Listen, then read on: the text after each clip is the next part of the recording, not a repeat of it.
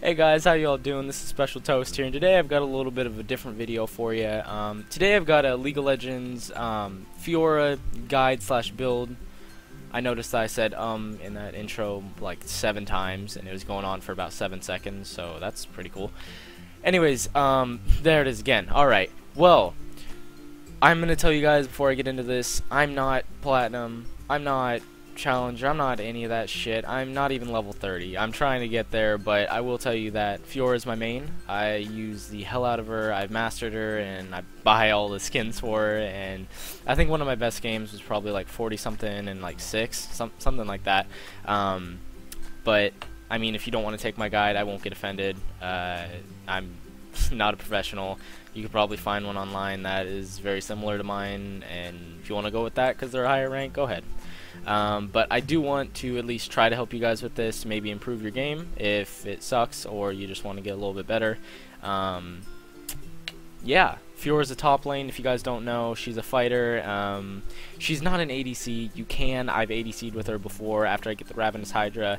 It's pretty easy, but I mean, I recommend you just go top lane, just take your teleport, and you're good. Yeah, she's a fighter. She is really broken, so if you guys make her your main or one of your favorite characters to play, then don't feel bad when she gets banned in almost like every single ranked or draft pick game, because she's going to. She is very broken, but I mean, you know, that's what you get for having a badass. So I mean, yeah, let's get right into this, shall we?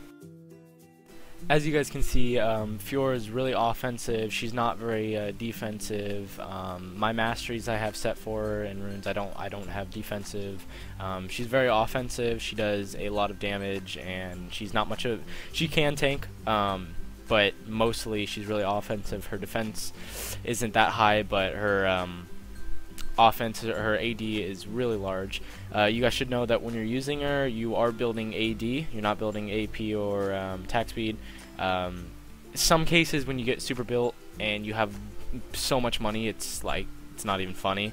I do build. I think I build the Infinity Edge just because it has so much attack speed, but you don't need it. That's like if you have nothing else to buy and you just buy everything. But besides that, she's all AD and crit chance.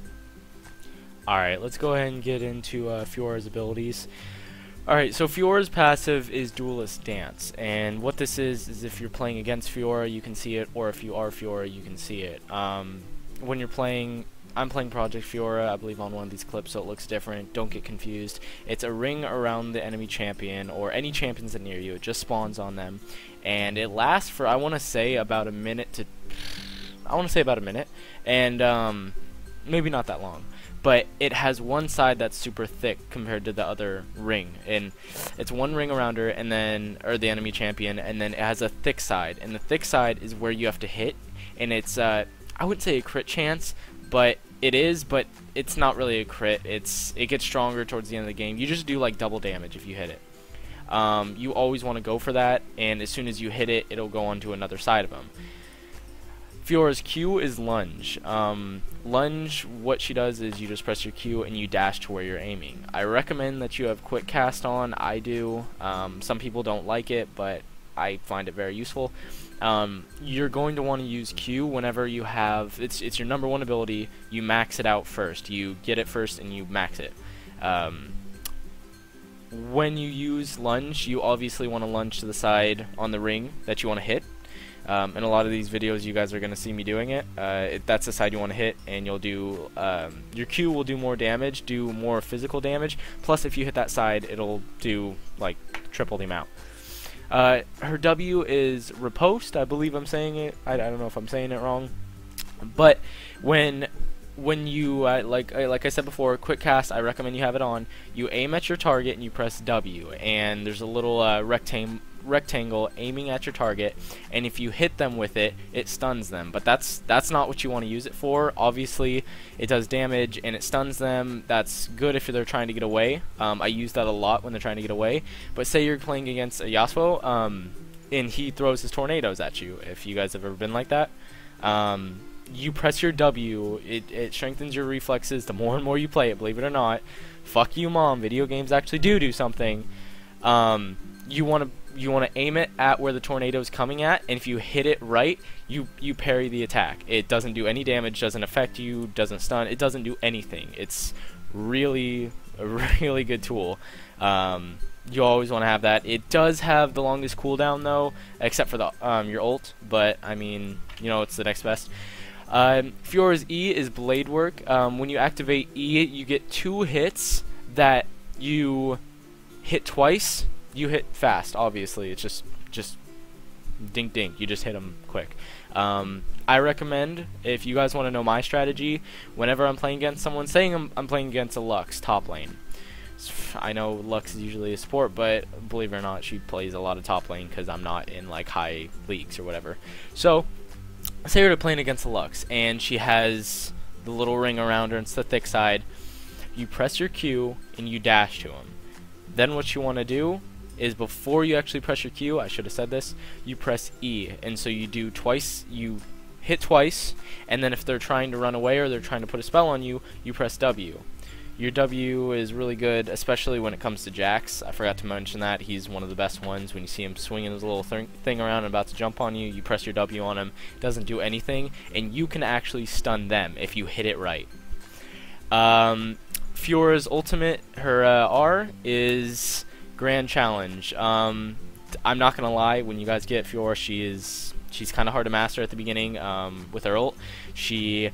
When you press R on a champion, it has 4 thick of those, the ring, all sides around the champion, north, east, south, and west. They're all thick, and you can see they're kind of crossed off, so you can see it's not just one giant circle. There's 4 parts to it, and you have to aim, and you have to hit every single part. And then once you hit every part, the area around, you'll see it lights up green and it starts to heal you. And this is one of the most overpowered ults I have ever seen. Obviously there's others, that's over exaggeration, but it is insane. Once you hit it, you can be in a 4v1 and you'll hit your ult on one of them, then it'll start healing you, and you're gaining so much health over, I think it's a period of maybe a little bit less than 10 seconds. I want to say maybe like 6 seconds. You gain so much health, and you can just take people on like nothing. It is one of the most amazing tools. You guys want to get used to using it. That's about it for abilities. Sorry if I'm forgetting something. I'm probably going to remember like halfway through this. Alright, so let's go over my personal build. This is how I do it. There are some other builds. There's probably platinum builds, whatever. Some of them can be like mine, some of them probably won't be. But, you know, it's personal preference. If you don't want to take my build, I don't blame you guys. Alright, so for your guys' initial buy, what you want to do is you want to go, always just get a Doran's Blade, get 1 health pot, and you want to get a warding totem. I guess you can get whatever ward you want. I just use the normal one, I guess. So I don't know much about wards, so sorry about that. Anyways, yeah, you just want to get that. On your second time back, you may not be able to afford it. What am I saying? My mistake. First buy. What you want to get is you want to build the time at, I believe. I'm spacing out. The time at, and you want to just build the boots. I mean, if you can get Merc Treads, that's the second buy, but I just recommend the boots. You want to build the time at first, though. When you go back again, for your second buy, you want to build first. Don't get the boots first. Get the Ravenous Hydra. The Ravenous Hydra has a lot of AD, and it really helps with farm, if you don't know. And then you want to get Merc Treads, just boots, you just want to get them. And then for your guys' final buy, you want to have, this is my build personally, I have 2 health pots, after I have the Ravenous Hydra, and then I have my Merc Treads, and my ward, then I go and I start to build the Trinity Force. The Trinity Force, it is pretty damn expensive, so I mean, I'm not gonna lie, it might take you a while to get it. But if you can get it, you want to. It helps tremendously. If you have enough, a lot of people say get the Black Cleaver. I don't really get the Black Cleaver. I don't know if that's just me. I don't really like it. But you can get the Black Cleaver after you've gotten all that, and I mean, that's it. I think that takes up all your space. I'm trying to count this. No, it doesn't. I mean, if you want something else, go ahead and buy yourself a fucking Infinity Edge if that's what you want. But you don't need anything else past that. I really recommend you guys you don't need mana pots. If you're buying mana pots, you're using way too many spells way too quick. I should have mentioned this. I really do apologize. Your spells that you're going to want to use if you're going top lane, you want to have Flash and you want to have Teleport.